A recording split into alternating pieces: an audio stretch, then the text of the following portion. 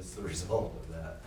Even though I'm not paying attention to the result, and I found that's a great thing to do, because it's the easy way. It's the easy way to live. It's just, but you gave me a way to describe it now. Peace of mind, you say? Yeah. So peace of mind is the result. Yeah. It's the outcome. And the outcome. Yeah, we've trained Everything, all the time. The ego has trained us to think of outcomes, literally as outcomes, coming out from our mind and looking at a particular form. Whether it's you're doing a mathematical equation and it's like, okay, what's at the bottom? I mean, when you do the multiplication, division, addition and subtraction, what's the outcome? When you punch in the numbers to the calculator, what's the outcome? When you're going for salary negotiations, what's the outcome? When you're watching a tennis match, a baseball match, a football match, what's the outcome? What's the score? What's the outcome with the relationship status? S or D? Single or divorced or widowed, or what's the outcome? When you talk about even attending a weekend seminar, I think Phil and Megan were saying that there was a woman that was wanting to come and she hadn't come, to arrive, to attend and participate, or to not arrive and not participate. Outcomes. What temperature is it? Okay, we made love. Did you have an orgasm? What was the outcome? Outcome. Ego always has all these form outcomes. Did you get the job or not? After the interview. How did the movie end? Did the guy get the girl? It's a relationship movie. Did the guy get the girl? Did the girl get the guy? What was the outcome? The ego has tricked us with its hypothetical thinking to think of outcomes exclusively in terms of form. How many times did you go to the movie and, was it a scary movie? Was it a good movie? Was it a bad movie? Imagine if your friend came up and said, did you like the movie? Tell me, was it a good movie or not? I gotta know, should I go or not? I am at peace. What? Answer the question, was it a good movie or not? I am peaceful. You see, now that's an outcome. That's the only outcome that counts, actually, that's the one really deep in our heart of hearts, that's the outcome we want. You'll never sell tickets to that movie. No. It's on the trailer, I am peaceful, I am peaceful, No, it's always, did it have a happy ending? Isn't that a pretty common question for a movie? Was it a sad movie or a happy movie? Did it have a happy ending? So on and so forth. So that's what we're doing here is, you heard the words come out, peace of mind is the outcome. We're just retraining our minds to think, that's the outcome that I want. I don't really want a form outcome. I want a state of mind outcome, and I actually can do that. I can actually choose to be happy. But I do have to give up my investment in the ego and all those form outcomes. Some of us have had that experience. Have you ever gone to a job where they're going to let you go or fire you, and walking in, you're thinking, I don't want to be here. And then you get fired or let go. Or I don't want to be in this relationship, and they tell you goodbye. That everything in form is just a reflection of our mind, and once we let go of thinking we can control the outcome in form, or that we can even tell what's good for us or not, it's so peaceful. Then we're back into that watching state of mind.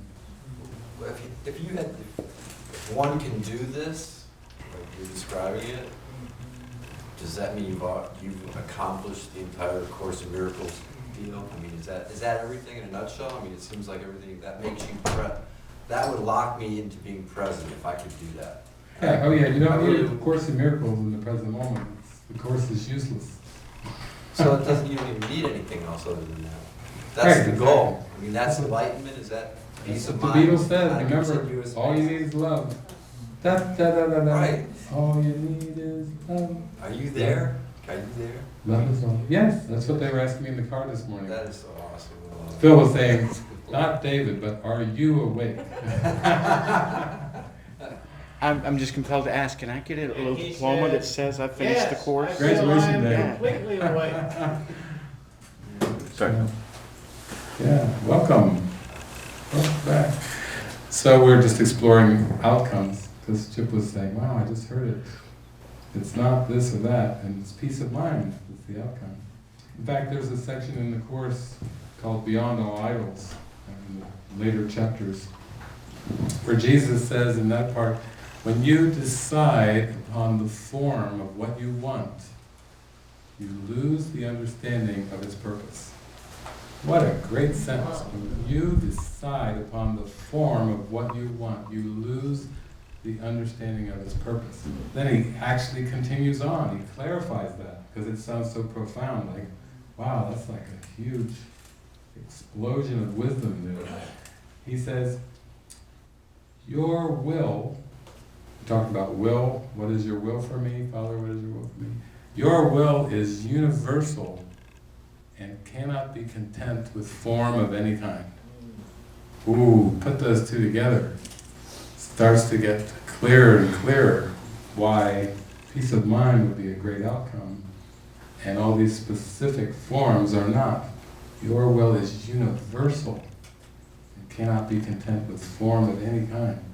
So it's like, am I going to see the world in a fragmented way where I'm focused on the parts, or am I going to see the world, the cosmos as whole? We've all heard the cliches, you know, the whole is greater than the sum of the parts. Or we've heard Shakespeare, all the world's a stage and everyone must play their part. I one time I went to the Holy Spirit, I said, what's with the Shakespeare stuff? All the world's a stage and everyone must play their part. And the Holy Spirit said, all the world's a stage and divine mind can play no part. You're reinterpreting Shakespeare. Cool. You know, that's the thing, that we have to get out of part-whole thinking. We tend to think in terms of part-whole thinking. Even when we talk about holograms, we say that a hologram is like a whole in and of itself. And Jesus is saying, no, there are no wholes in and of themselves. There's just the whole. So instead of, you know, the whole transcends the sum of the parts, Jesus is teaching us the whole is real and there are no parts.